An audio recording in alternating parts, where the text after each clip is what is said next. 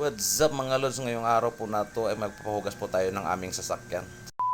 Ito nga mga lods, nandito nga ako sa Ricky's Car Wash. Napakaganda at saka napakapulido ng pagtrabaho nila. Talaga namang lahat ng kasulok-sulukan ng inyong sasakyan ay talagang lilinisin nila ng mabuti. Kasama na po dyan ang vacuum, wax, tire block at saka kung ano-ano pang ginagawa nila sa sasakyan. At ayun, sulit na sulit niya po yung paglilinis nila. Ay siya, ayan, makikita nyo naman, diba? Wala na akong dapat sabihin, nakikita nyo naman. Ikaw talaga, Lods Arnold, ang gulo mong kausap. Tama na nga yan, mag-music ka na lang. Ay siya, hayaan mo lang muna ako, na-amaze lang ako sa mga ginagawa nila. Tingnan mo naman mga Lods. At ayun nga mga Lods, binuksan na rin nila yung hood ng makina at sabay pinunasan na lang rin.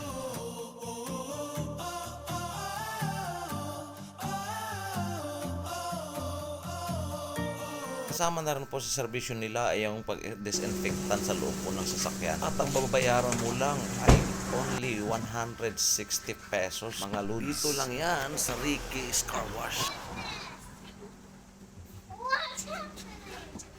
It's morning, my friend. It's morning.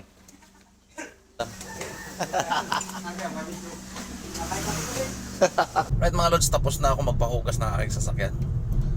Pauwi na rin ako ngayon. Malapit lang naman to sa amin. Napakamura lang mga Lods, 160 kompleto na. At saka pulido sila magtrabaho.